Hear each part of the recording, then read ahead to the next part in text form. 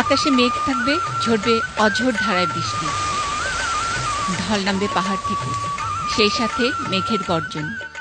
এমনি আবহাওয়ায় হয় ঘোর অমাবস্যায়, না হয় ভরা পূর্ণিমায় রুই কাতলা জাতের মা মাছেরা ডিম ছাড়ে চট্টগ্রামের হালদা নদীতে। নদী নিয়ে যারা গবেষণা করেন, বিশেষ করে হালদা নদী, তাদের দাবি প্রাকৃতিকভাবে নদীর এমন রহস্যময়তার সাথে তুলনা করার মতো নদী বিশ্বে আর একটিও নেই। অনেকে কম্বোডিয়ার মেকংয়ের তুলনা দেওয়ার চেষ্টা করলেও বাংলাদেশের হালদা একেবারেই আলাদা।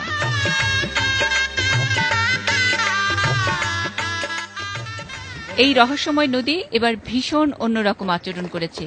প্রাকৃতিক সব হিসেব নিকেশ উল্টে দিয়ে চৈত্রের খাঁখা রোদ্দুরে শুকনো খড়খড়ে আবহাওয়ায় হঠাৎ করেই মা মাছেরা অসময়ে ডিম ছেড়েছে।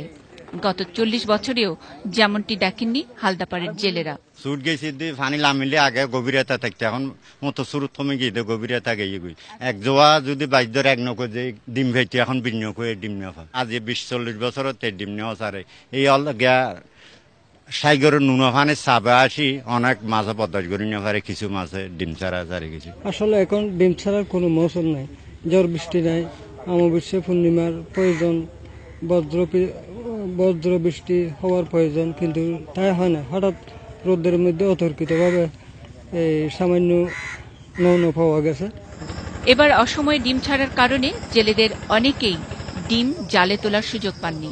যারাও পেয়েছেন তারা বলছেন এবার ডিমের পরিমাণ কম।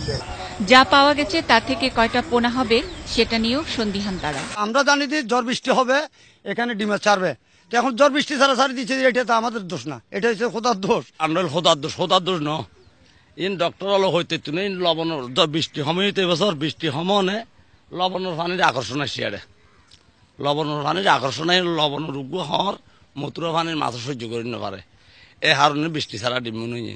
অন্যান্য বছর তো প্রচুর ডিমে পাইতাম, এবছর ডিমে তো প্রচুর ডিমে পাই না।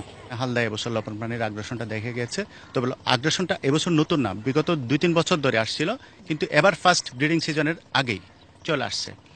এটা প্রথম কারণ ক্লাইমেট চেঞ্জের এফেক্ট আছে। আমরা জানি সি লেভেল কিছুটা উপরে উঠছে, এর ফলে জোয়ারের পানিটা একটু বেশি আসছে, বেশি আসার ফলে লবণ পানিটা সরাসরি হালদায় প্রবেশ করেছে। সাধারণত যে সময় মা মাছেরা এই রহস্যময় নদীতে ডিম ছাড়তে আসে তার অনেক আগেই এবছর সেই ঘটনাটি ঘটে গেছে। জেলেরা বলছেন এবার ডিমের পরিমাণও খুবই কম। বিশেষজ্ঞরা বলছেন এর কারণ বৈশ্বিক উষ্ণায়ন এবং পরিবেশ বিপর্যয়। আসলে কি তাই? সেই বিষয়টি জানার জন্যই আমরা এসেছি এই হালদা নদীতে এবং হালদা নদীর আশপাশের গ্রামের মানুষের কাছে। Munni Saha, ATN news, Raozan, Chittagong.